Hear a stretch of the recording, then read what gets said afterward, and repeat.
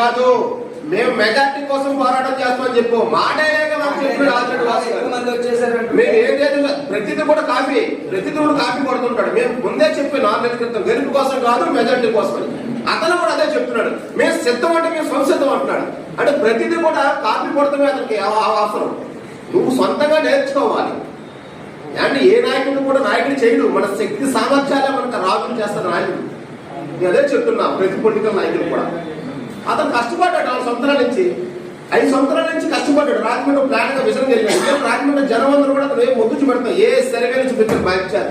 నేను ఛాలెంజ్ చేస్తున్నాడు. భరతరాములు ఎంత మెజార్టీ దగ్గర చూస్తున్నారు. మీకు గెలుపు కాదు. ఎంత మెజార్టీ? భరతరాముడు మెజార్టీ, పాత మెజార్టీ ఏదైతే ఆదిరెడ్డి కుటుంబానికి వచ్చిందో ఆ మెజార్టీని మేము దాటేస్తున్నాం. నామినేషన్ జనాలు చూసి మీరు గణించేస్తారు.